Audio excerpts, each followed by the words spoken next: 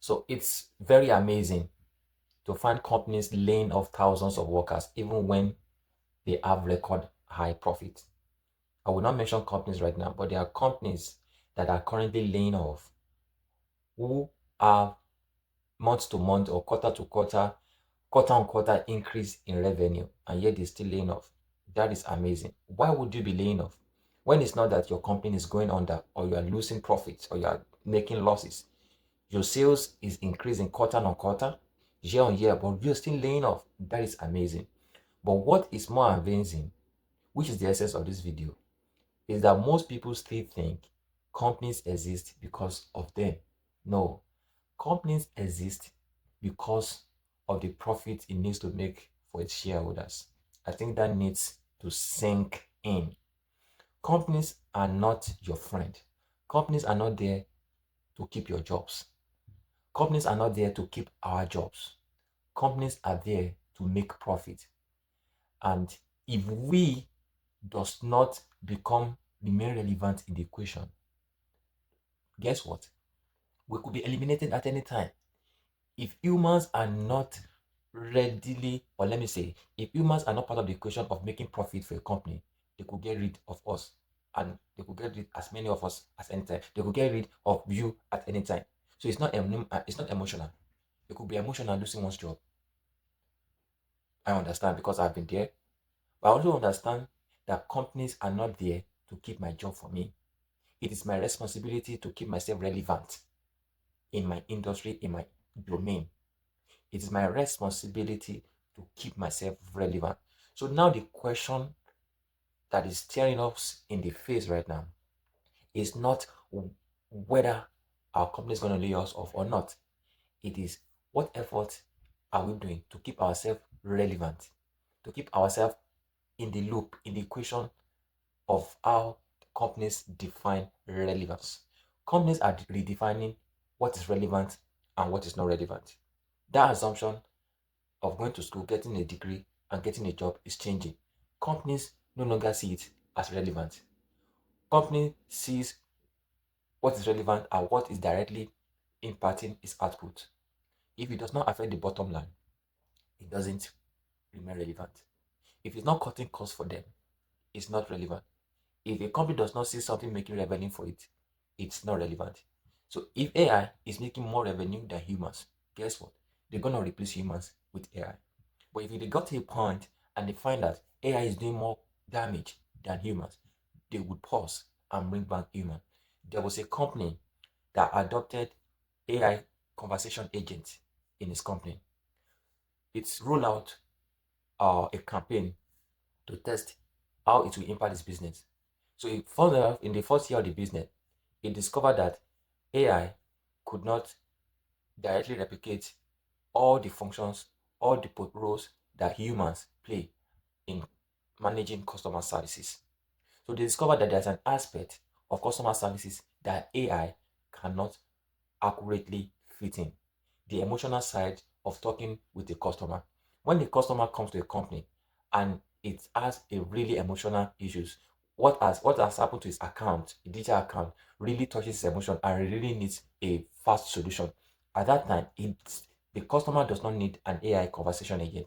It needs real human to talk to express the concern. So the company found out that at that moment, a conversational AI cannot perform as much as a human agent when it comes to the customer issues that is really emotionally, that has an emotional impact on the customers.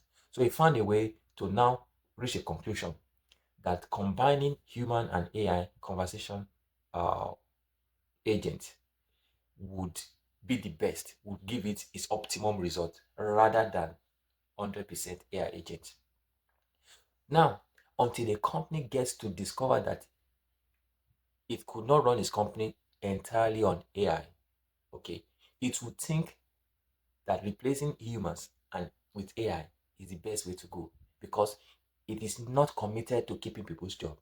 The company is committed to making money for its shareholders. And you really need to calm down to understand this. And this video is especially for new graduates. If you are just graduating and you're coming into the job market newly, the market has shifted. While you were in school for 4 years, for 5 years, for 6 years, the job landscape has changed. It was an assumption that once you have a good degree, a good grade, and you get out of school, there's a company somewhere waiting to hire you. But it might interest you to know that before you graduated, people that graduated earlier than you are on the job market. They flooded the job market, but no companies hiring them.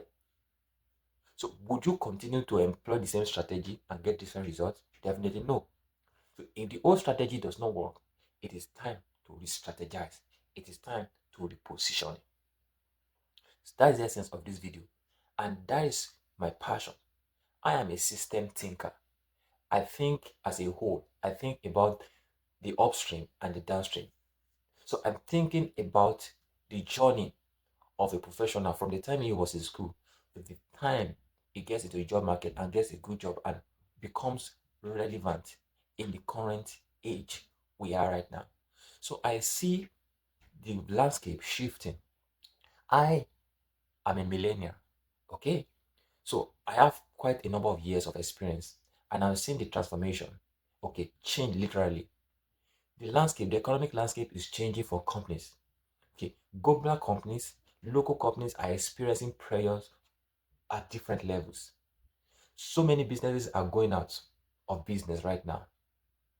Several long companies, companies that have been existing for 50 years, 80 years, some of them are going out of the business currently because what is happening currently is a revolution.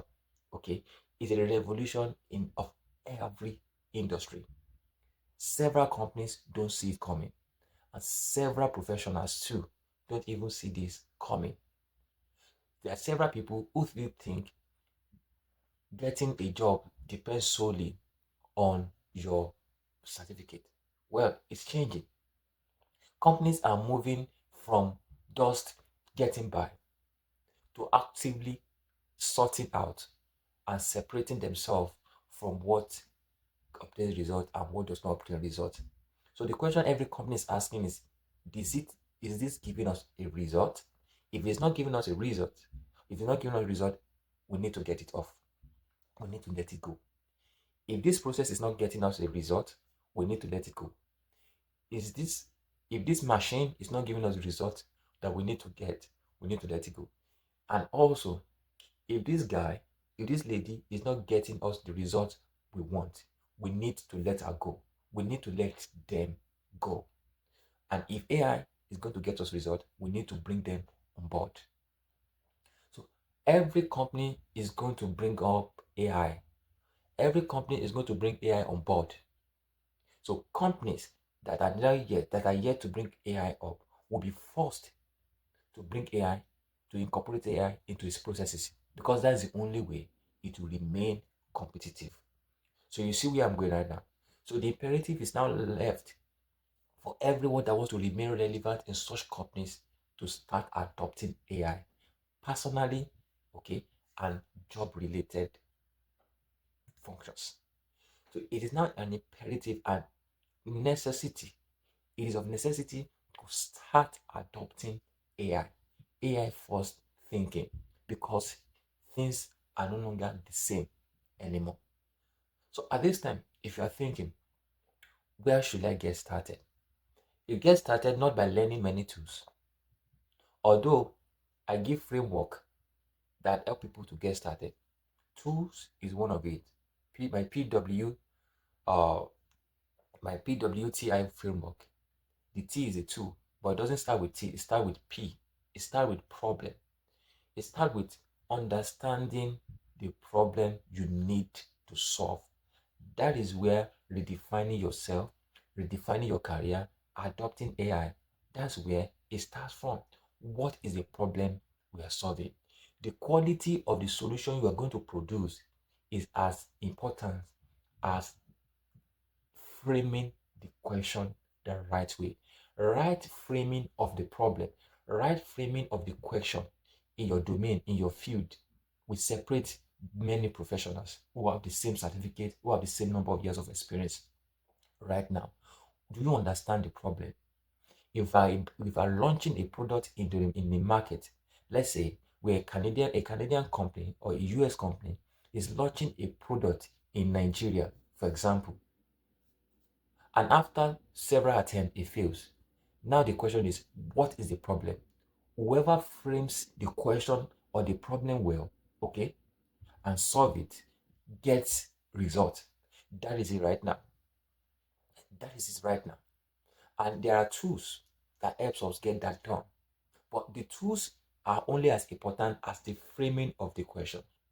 The tools are only as important as knowing exactly what the problem is, because the problem informs the workflow. The workflow informs the tool, and the tool eventually determines the impact, okay, that will be obtained. And the impact we want to have, or that company wants to have, is to have a successful launch of its product in the Nigerian market. Now, another thing you really need to know to be able to separate yourself and get ready for AI revolution is knowing which problem is important to solve. Not every problem has the same impact. So, ability to understand which problem is of priority, in addition to understand which problem to solve, will differentiate you in the job market. And that is why you begin to think of, how could I employ an AI as an assistant in this journey? You are a professional in your field. You are on a journey to help your company move from A to B. So your thinking pattern is, how can I get AI on board to help me to move my company from where it is to where it can be? Those are the kind of people that companies are looking for right now. So whatever field you are, you must have at least your field and AI literacy, AI readiness.